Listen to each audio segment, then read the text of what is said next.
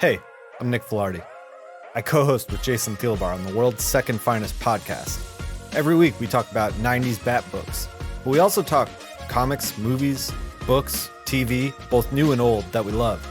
What you're about to listen to is an unedited version of that conversation. This is the To Read Pile. Jason! Nick, us. What have you been reading? So I think I mentioned last episode, or maybe the one before that, but I've been reading my latest used bookstore, the lovely Book Barn in Niantic, Connecticut. I've Yeah. been reading The Imposter by Javier Cercas. And I wanted to wait to talk about it more until I finished it, and then I was like, you know what?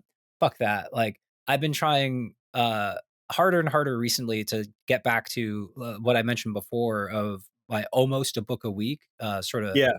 way that I was able to do. But like, I'm constantly trying to remind myself that, like, okay, man, but like, you haven't had that habit in a long time, and so like, it's not going to just happen. Like, it's not Yeah. going to just happen even over a week of you. So I've still been reading it. Can I say something kind of anecdotally to this Yeah. idea? That I've been watching a podcast called Offline, Mhm. and they had a guy who wrote a book about attention span and how the advent of cell phones and social media, along with a lot of other things in our life, has slowly eroded away attention span. And he did this thing where he was like, okay, I'm going to get a flip phone for elderly people. I'm going to get a terrible laptop that can't go online, and I'm going to spend 3 months no plugged into the world, like no whatever. So Yeah. basically went offline for 3 months. And he said that there was like a detox period where he was like frantic, and he was like trying to read Proust, and he was saying that he was reading these books and he just couldn't sit and focus. He was like, yeah, we get it. You're an orphan. Come on, let's pick up the pace. Come on, let's keep it going. And just like could not sit there, and he had to really work to recapture his focus and be able to like sit down and read a full book. And he knows in his logical brain that Proust is good and that it's worth reading, but he just like is so keyed into like 10-second TikTok videos, like 400 opinions scrolling through your phone. Like because we're so built to be that now, it took him a while to kind of like earn it back. And then once he did start earning it back, he started enjoying it. And he started like reading books very, very quickly, like you were saying.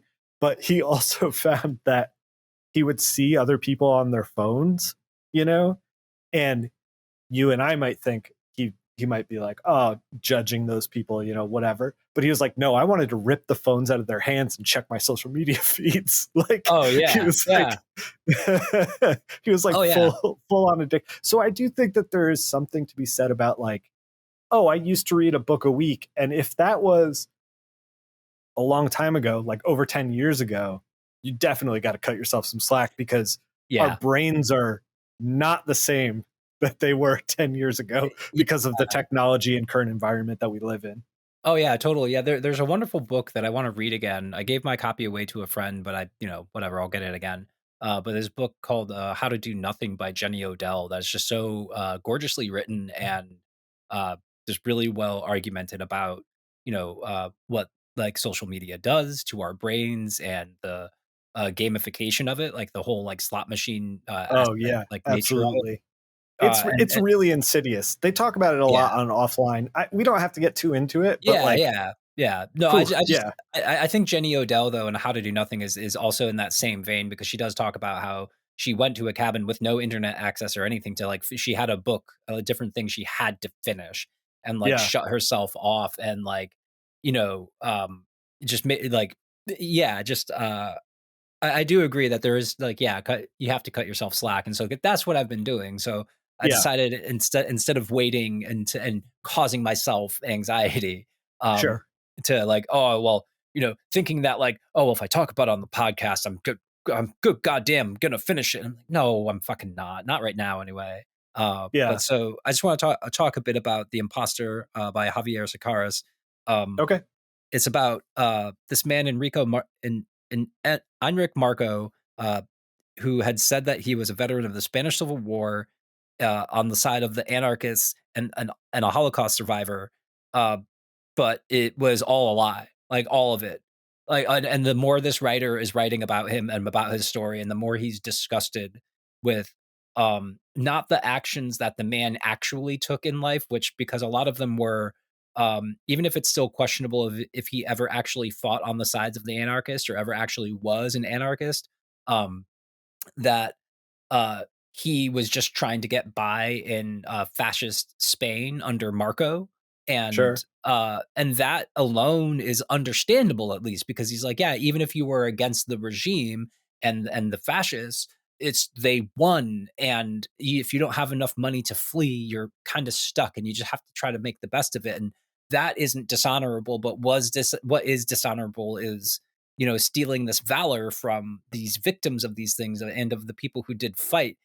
And what's interesting is the obvious disdain and disgust that he has for this man for doing such a thing, but also kind of questioning just the nature of identity, like itself, and what it Yeah. says about our own vanity. And he even starts questioning of his own vanity. Like, he's like, I didn't want to write this book because I think I'm too much like him. Because he writes fiction books because he thinks he's like, Huh. and he thinks in his fiction and in his novels he's maybe trying to hide who he really is by putting up this front, by putting up this known lie, and it really bothers him. And it's such a really interesting idea of identity and what someone will do under dire circumstances, and then like what happens when something becomes your whole world, like lying about being a Holocaust survivor, Sure. Sure. and how things Man, just get out of hand. It's so good and so well done, and I can't wait to yeah, to finish it. I'm about a this quarter of the way through now, but it's this has some real roots to stuff going on in the news right this very second with the Republican who basically lied about everything, yeah, yeah, everything on his resume to get yeah, elected, and then somehow squeaked through without anyone checking it out. And then now he's in this position where people are calling for him to resign. Yeah, crazy. yeah, and it's just and the deeper conversation too about like what identity is and like what like happens, uh like how we see ourselves and how we build our personalities. And not to get and I won't get too personal, but like, those, and I'm sure everyone experiences these from in different shades, but like these like disassociative episodes sometimes when you just sort of like, whether through stress or like whatever other reason, I've experienced before, of like just like, there's really this, it feels like there's a separation, you almost Sure. feel Yeah. like, and so there's that like tenuous nature of it too that's fascinating to me, of how someone makes like, um I'm sorry, I'll end it after this, but it's kind of like how I get why in our society, because you spend so much time at your job, how it's so easy for someone to be like, well, this is my personality. I'm a lawyer Right. and this is what lawyers do. And it's all about me being a lawyer. And then people will go, oh, I don't understand why Jack doesn't retire. He's been a lawyer for 40 years and has made so much money and he doesn't have to. It's like, because everything about him has You been know, tied up into this thing, and he will crack and lose his fucking mind if he you know what doesn't it have reminds me this. of? Somebody posted on some pro mailing list or something, uh, this website that they found hilarious. It was a website where they were criticizing, or not criticizing, but like reviewing Batman books, just Okay. Batman books, right? All right. Pretty normal thing. Fan site, Batman books, talking about I, whether they liked it or not. yeah. Yeah. Except every single book they hated. It was all 6 out of 10 or lower. And it was like, dude, I just don't think you like Batman books anymore. Like, I Yeah. think you just need to move on and read something else, you know? Like, Yeah. this is the thing, is like Batman books have become part of your identity. And now, even though you don't like it, like you can't let it go, you know? Yeah. Like you can't give it up. And Yeah.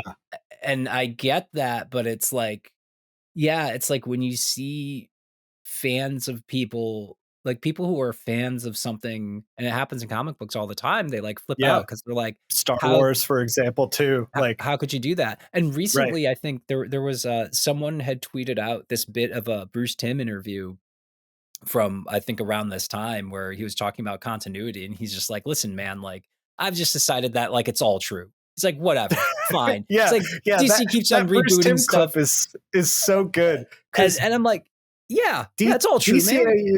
I mean, we're taking apart some DCAU books on World's Second Finest Pod here, but Yeah, like we the real fans, real people who are like really hardcore about DCAU stuff, like really want to pick apart like continuity and what counts and what doesn't and where did things lie in the continuity and stuff. And Bruce Timm's yeah, like, I don't know, man, I'm just making stuff. Like yeah. you can figure that out. I'm out. Yeah, and what's even more fascinating to me is that like you said, when like people just stop liking a thing, it's like it's okay, man. Like you're not gonna like all of them. Like Right. I And this is the thing is like like there's a lot of Star Wars stuff that I don't like, but they're never going to take away the original trilogy from me. I'm still going to like yeah, those. I'm still going to have nostalgic to it. I don't know. yeah. Jason, this for the first to read pile that is going up as a YouTube video, this has like taken a turn because I was Oh like, yeah, we're yeah, gonna talk about comics, and we're like, man, people just need to address their psychological problems of yeah. identity.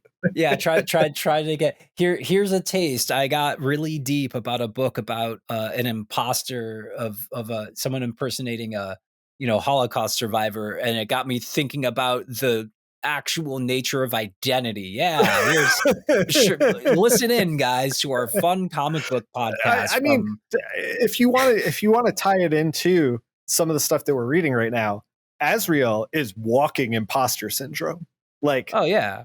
he is like everything we're reading right now as far as Knight's End, Knight's Quest is all Azrael just being like, who am I? Am Yeah. I this thing? Or can I strive to be something else? Can I strive Yeah. who am I on the inside? I don't know. Anyway, Well, yeah. Jason.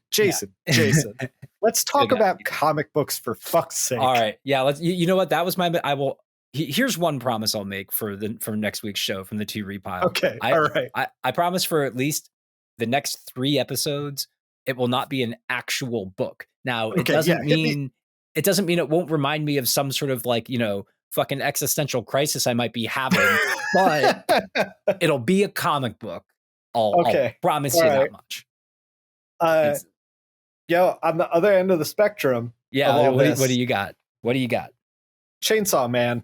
Oh fuck yes! Oh god, I gotta read. I've not read it, but like I've seen so many clips So from like the pages of it, and I'm just like, okay, why have I okay. not read this I yet? know. I texted you. A clip of Power. Anyway, let me talk about Chainsaw Man. Fuck yes. I read the first one, first trade, and or the first collected edition. I don't know how many chapters there are in here. I think 6. Let me just check. There's a table of contents. Looks like more than 6. 8 chapters per volume. So I read the first 8 chapters in the first volume, and I was kind of like, eh. I was a little like, this is fun, maybe not for me. You know, Yeah, like I don't understand what the big deal is. yeah. Like you Um, appreciate it, but like, it's not getting me right where it's yeah, getting everybody yeah. else. It was kind of like the origin of this kid, and he's very immature. He's lived on the streets, so he just wants to touch boobs. And you know, I'm just kind of like, I don't know, man. I'm 41. Like this. Maybe this is not for me. and he fights a bat demon at the end of it, and it's like pretty straightforward. The first 8 chapters or whatever. Mhm. And the guy at the comic shop was like, dude, come on, just get the second one. He was like, you got to read 2. Just give it 2. He's like, just please. I was like, fine, I'll get the second one. Jason, I got the second one, and it's fucking great. And I've like totally come around on Chainsaw Man. I got the second one, read it, and then bought the next 3 on Amazon. So those are getting shipped to the house. I haven't read those yet. But let me tell you about why I came around on Chainsaw Man. All right. I think that it has a beautiful structure to it as far as comics go. In the way that like Robert Kirkman is really great at writing a cliffhanger and making you want to pick up the next issue or the next trade paperback or whatever, want to just see what happens next. Yeah, build that tension.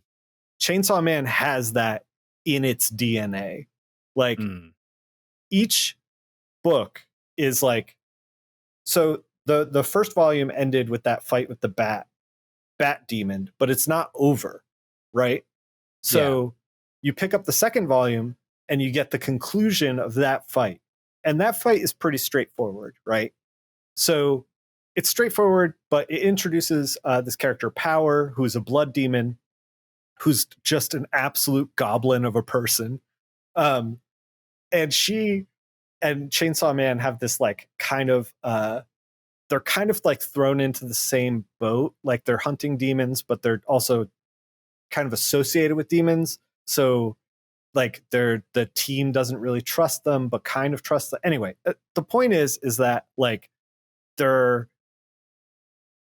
it expands on their relationship a little bit, and that's what the real villain with this bat demon was. I'm trying to like say this stuff without spoiling it because I do want people to read this stuff. Yeah. So you get kind of the resolution, and the resolution kind of brings Power's character a little more into light, and you're like, oh, okay, there's might be a little more here, and that's in the second volume. And then once you start going down that path, then they're like, okay, here's the next thing that Chainsaw Man is going to be fighting, and you're like, well, the book's already in my hand, I'm already reading it. So you're like, you read right into the next volume, and it ends up they track down a demon. They don't know what demon it is. They go to this hotel, and then they can't get off the 8th floor. They like there's a demon somewhere in the hotel, and like they take the stairs and they end up on the 8th floor. They go out a window, they end up on the 8th floor. Like they cannot get out of the 8th floor, and they're there for a long time because they start like scouring for supplies. They run out of cigarettes. Like, you know, like it's all this stuff. And then it also in volume 2 they set up Chainsaw Man and Power are living with this guy who is hunting demons, who's been at it for a while and is kind of like straight-laced and proper. And Power is a fucking goblin of a person, and Chainsaw Man is basically a kid that was raised on the street. So there's like a lot of clash that's happening there. So we get these like little character pieces that are happening through the second volume, and then it ends with them trapped in this hotel, and I'm like, all right, how do they get out of the hotel? Like, give me the third volume. So now Jason, I've picked up half of Chainsaw Man that's in print at this point. I think the 10 or 11 volumes total. So I ordered up to 5. Oh shit. I have I think that I am going to probably see it all the way through. If they're as strong as the second volume, if it continues to ramp up, I've got, you know, bunch of Chainsaw Man right here. I'm ready to go. I'm all in. I thought at first I was like 10 volumes. There's no way I'm going to catch up. I don't know, but they're such a fast read, and they're so funny, and they're so good. They're just like real charming. And not only that, but like Chainsaw Man himself in the first volume is saying, oh, you know, I just want to touch boobs. You know, like that's his main like motivator through the thing. Mm-hmm. And then in volume 2, he gets that, and he's like, this isn't actually like kind of what I thought it was going to be. You know, like, because Power's just like, here, touch my boobs. And then he does that. And then he's like, this isn't fun. And then he's kind of learning about like what intimacy is. Yeah. But he's also a character that has chainsaws coming out of his hands, feet, and head. So it's like this absolutely absurd book. And it's something that like, it's only in comics. Like this is one of those things. And this is something I've been kind of keenly aware of lately. Like we've been watching a lot of television and sitcoms and stuff like that. We've been talking about sitcoms through this podcast, but I there's a weirdness in comics where they like swing for the fences in such a odd way, where they Yeah. just like try things where I'm like, fuck man, comics are good. Comics are Well, good. well, and I think specifically, like, I think that's also been a large part of the influence of manga on American audiences, and I think even European audiences and artists probably as well. Because I was gonna say a great thing about manga is that like they've never not heard of an idea they won't publish. Like, sure, Right, Chainsaw right. Man. They'll, What's they'll run with it. They'll run with Chainsaw it. Chainsaw Man? What does he use a chainsaw? Oh no, no, no, no, no, no. He is a chainsaw. He is a chainsaw. Yeah. He, and it's like, and so the next time, and that's a good lesson for me, just as a good lesson for anybody else. The next time you sit down and you want to try to create something that's a story or anything, and you go, no, that sounds too stupid. Fuck that. It's not too Yeah, stupid. right. All right. Not And if you're sometimes, not if you're making comics. Just yeah, go ham. As long as yeah, this is the thing. yeah, As long as you're having a good time, that'll shine through. If it yeah. becomes work, it's like it's not gonna really happen. Yeah, and well, and sometimes you do have to work towards to get to it, to get to what you want, but, like, don't think that, I think just don't think that the thing is too silly, because it's Yeah, not, and also yeah, sometimes being silly might lead you down a path, that is something that's actually more effective, which is why I yeah. think that, like, for example, one of my favorite shows of all time, I've talked about before, BoJack Horseman. Like, I think that's why sometimes BoJack Horseman can hit so fucking hard with how sad things, are and can be, because it's at the end of the day, it's just like, funny animal drawings, and, like, there are, like, Right, gags here and there, and so it's the useful device of, like, lulling you into, like, "Oh, it's just a cartoon show, so anyway, here's an right. awful death and someone who's not coping Yeah, with it well," and it, like, and you're like, "Oh my god, you got like snuck in there," and so you're like, right, "Fuck yeah, right. this guy has chainsaws for hands and arms, and yeah, I'll give this comic book a shot. Oh my god, it's about personal growth. Jesus Christ, how'd they sneak Right, that one in there?" Like, right. Yeah, this is the thing. This is one of the things that you just reminded me of is Stephen King's On Writing. I don't know if you've ever read that. Not, oh, man, we're a book heavy episode. oh yeah, that's what But I've read quotes from it, but never read the thing. But yeah, so yeah, one of the things that Stephen King endorses is like not writing a plot per se, but just writing good character. mm, And I think that is what clicked with me with this second volume of Chainsaw Man, was that like in the first volume, like I didn't really get a sense of any kind of good characters bouncing off each other. You know, yeah, it was just like, here's Chainsaw Man, here's his origin, here's this bat thing he's going to kill, like here you go. And it's like, oh, like if the hook is just chainsaws for hands, like, and that's it, like I'm not going to stick around for 10 volumes. yeah. You're like, oh, verse, chorus, verse. I get this. Like, okay, Right, fine. right, Like, right. yeah, But by the second volume, you have Chainsaw Man trying to like learn about personal growth and interact in a society, like, and figure out what intimacy is. You have Power trying to like not be a fucking gremlin and actually share a room with other people. And then you have like there's another demon hunter whose whole family was murdered by a gun demon who like went on like just an absolute killing spree that was brought to fruition by like God the damn. United States' obsession with guns. and Oh it's god, and he is so like that's so so beautiful and bonkers. calculated and put together because he needs to keep it together because like his shit is so raw. Like he's Yeah, like, I gotta push this down so that I can get this job done. So I can finally put this, I guess, feel like put it behind me or maybe feel better about this, but he's not going to. And like yeah. I want to see him get to that place because and I want to see him get to this place with these other terrible characters like around him. And Yeah. it's like those characters pinballing around with each other is what makes Chainsaw Man good. It's not the chainsaw hands, it's the character. The chainsaw And hands get you in. chainsaw hands get you in. The character makes you stay. And Yeah, just as a complete side note, I was at the grocery store the other day, and yeah, and I live in a pretty rural area. Uh, Pretty normal people, what you kind of expect in a rural area.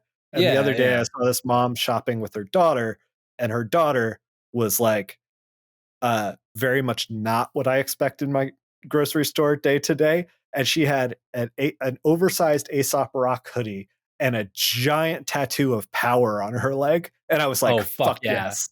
Fuck yes. Oh my god, that's so great. The kids are all right, Jason, is what I'm trying to say. Yeah, no, that's oh man. It's like whenever I see a football or basketball player reference either like Dragon Ball Z or Oh Naruto yeah, or yeah, yeah. some like they just I'm like, "Oh yeah, they fucking love it. They love it."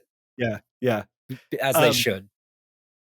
I have one more thing to bring to the to read pile simply because we're going to put this up on YouTube, and this is kind of like just to pad for time a little bit. Although I don't know if we're necessarily going to have to because we talked a lot about novels and personal growth. Yeah, yeah, But yeah. uh, Shannon and I just watched The Menu on HBO. Have you heard of Oh, this? yeah. Yeah, yeah, Ralph Fiennes. Uh, I know it's I Ray went Fiennes, I in. just like I went being in an asshole. pretty blind to like what it was. Um, and I think that every single person who works in any kind of like artistic medium should definitely watch this thing because it was pitched to me as like kind of making fun of rich people and making fun of the food industry, like those kind of like yes chef, tightly Yeah. regimented, Yeah, like the cult Michigan of Star personality, Michigan, the Michigan Star. Yeah, the Michigan Star the restaurants. Michigan star, The the Michelin Michigan star. Yes, Star. yes. You know what? Fuck So, that. No, the Michigan Star is uh, more, fancy. so it was kind of pitched to me and I'm like, I'll laugh at some rich people, like, yeah, Yeah, sure. yeah, That sounds like a good afternoon. And yeah. it's kind of that, but it's also just like when art collides with capitalism and then you live in that space for a long time at a very high level, this is like the wild fantasies of the artist in that space. Like where they're just like it's become a job. We also watched Yeah. Meet Me in the Bathroom, which is Hmm. a documentary on the New York City rock scene in the 2000s. Uh, Okay. Oh, with, like, so TV it's on the radio and The TV on the Strokes and, radio, like, Strokes, Interpol, yeah, yeah, yeah, like, Interpol, Moldy National. Peaches, yeah, Yep. yeah. So it's that era, LCD sound system. Um, Oh, yeah. so Fuck yeah. and it's about like kind of what they went through, and you see like in the beginning of the 2000s them enjoying making music, enjoying doing shows. Karen O talks about how she felt like she had this wild energy within her and she wanted to make something explode. Like she knew she could, but she didn't know how to get there. And then by the time she gets there, and then they're doing sold out shows and they're doing like these giant things, and she's realizing she's like beating herself up not only like physically but mentally to like this grind of capitalism, like that's just like injected into art. Like her response to that is really interesting, and The Menu is definitely also a response to capitalism within art. um Yeah. it's fantastic, Well, it's because fantastic.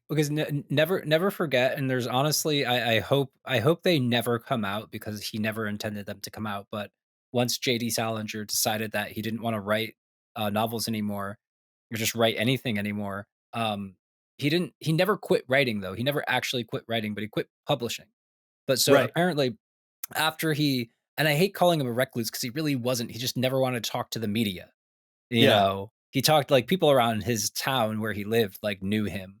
But he apparently kept on writing up until his death stories about the family, that he created in, Franny and Zoe. Um, Mhm. and I think about that a lot because 'cause I'm like, yeah, like, that's like, I wanna create because I wanna get back to, like, why that made me feel good. not Right. because I wanna make my Dude, living you'll off love of the making menu. You will love the menu. not because I wanna make a living off of making comic books, which I do, like, I would say it's always Sure. been my dream, like, I would love that, but I think I would only truly love that if I had, like, that dream level of control, though, too, Right. that I can be like, "No, no, no, this is all my choice, and I get to decide when I take a break, when I don't take a break, how," instead of, like, trying to I satisfy the demands of I've this always this said larger thing, you I've know? always said that the dream of making things is that you would quietly like, I'd get to, like, quietly draw some comics and then put them in a drawer and then no one ever sees them. That, because I really love the work. I'd probably share it with a few people, like my friends, but, like, Yeah, the selling aspect is such a weird thing. I don't know. Anyway, yeah. um, yeah, I think now that I'm in my 40s and I've been doing comics for, like, a solid 20 years full time, I totally like, when I was in my 20s, I did not understand the JD Salinger, the Bill Wattersons, the Recluse, Yeah. "Oh, you did Calvin and Hobbes, this great thing, and then we just never heard from you ever again. Why is that?" And now that I'm in my 40s, I'm like, I completely understand why that is. It's Yeah. because, like, there's a lot of extra stuff that you just do not wanna deal with. Yeah, like, I get, Does not connect you to why you love to do what you do, you know? yeah, like, for example, I still want and will get more, tattoos, and I Yeah. almost have my one arm finished, but, most of my tattoos are for me. Some of them Right. hold some significance, a lot of them are just because I just liked it, but they're for regardless of the significance, it's for me, and I really enjoy that because even some people have said, like, "Oh, well, I don't get the point of getting a tattoo where, like, you can't, like, show it, like, to people, like, what's the point?" And Right, right. I'm like, "Well, for me anyway, whatever someone's reason is, it's their body, I don't fucking care," but, like, Yeah. for me, it's like, well, no, it's for me. It's why I like to wear fun socks because A, it's an easy gift for I do the people same to thing. it's an easy gift for people to give you if you're an adult and they wanna get you something for your birthday or Christmas, but they're Sure. unsure. I'm like, "Just fun socks, man. I love socks. It's fun." But, like, I don't need people to see them, Like, I Right, wear them right. because, like, I like having socks on sometimes. I have a pair that have, like, little umbrellas on them, and I always Mhm. have a chuckle anytime, like, I randomly pick them out when it's raining. I'm like, "Oh, look at that, how apropos," Yeah, wear your Like, umbrella socks. Yeah, yeah, yeah, yeah. but it's just for me, and I think that, like, that's Yeah, something I'm still struggling to find with, my own thing again, but, that's that I hope to get back there, and I think, like, that's, like, I think that's where I would be more comfortable because it's like, if it's a success or not, I don't give a shit. Like, if right, it's a right. success, I don't give a shit if it becomes not a success afterwards because it's not why, like, I'm doing it, I'm doing it because I just want to do it. I wanna get back to the joy that I had when I was just, like, spending a summer, like, poorly making a comic book, Sure, sure. like, Yeah, I yeah. wanna, and I think that but I don't want to give short shrift, though, to the idea that it's easy to get back to that because I don't think it is, and I think No. you have to prepare yourself for it, and I think you have to give yourself enough, uh, constant forgiveness for not reaching it yet. Because like, Sure, it's tough. If it wasn't tough to get back to it, the people who can do it, it wouldn't be so amazing to us. sure, sure. But so, like, give yourself a break, and I say that for me and for anybody else, like, just gotta give yourself a break with it and just keep on Absolutely. trying, that's all. It's dumb and cliched, but that's kinda like, it's why That's it's life, dumb and man. cliche, yeah, and that's why it's dumb and cliche because, Mhm.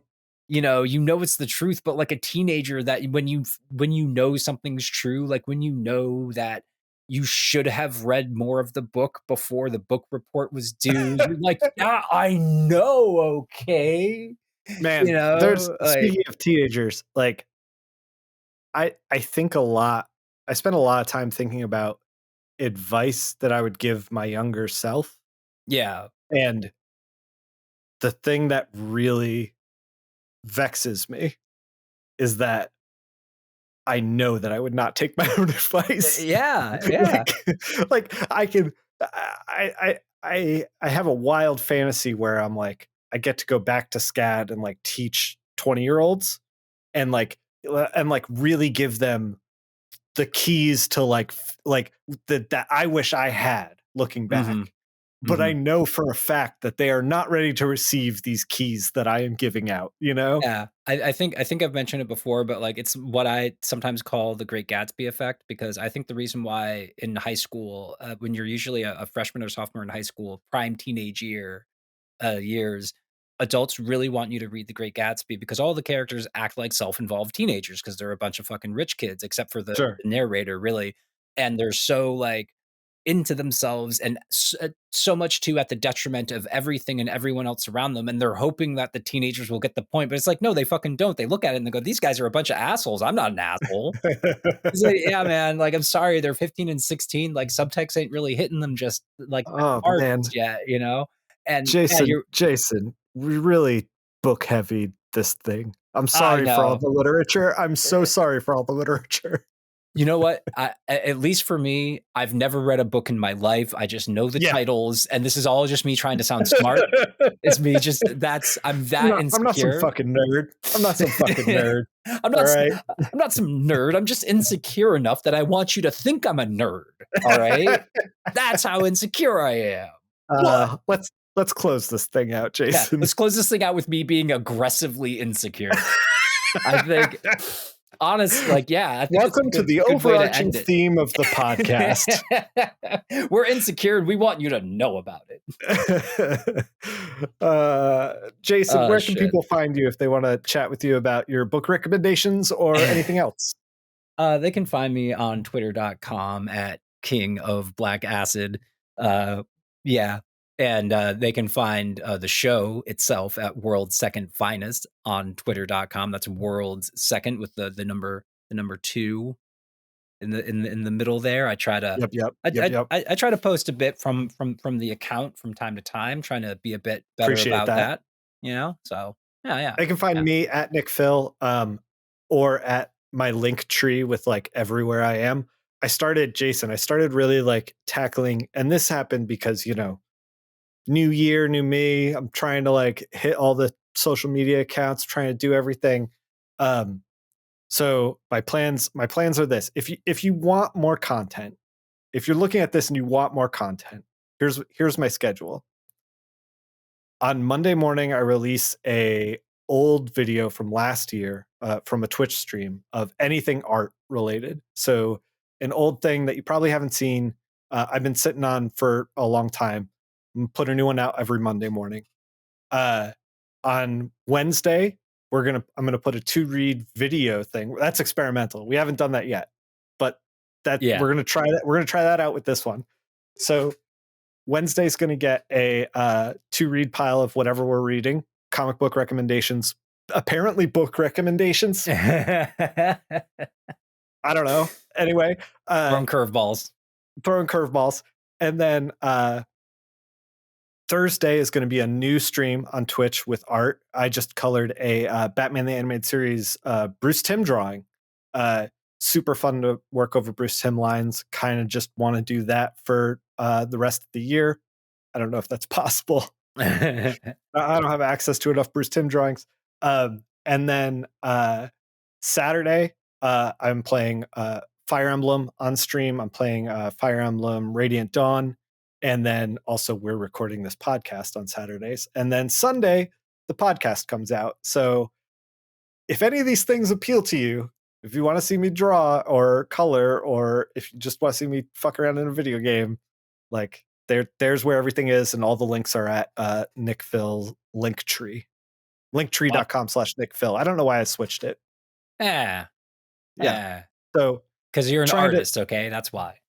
trying to Artistic license. spin all these plates, as it were, Yeah. Yeah. and keep it going. Yeah. Yeah. So anyway, Yeah. thank you for listening. Thank you for Thank you checking for out any yes. of the content. Yes. A thousand times. Thank you for anyone spending any time on this. Greatly appreciate it as always.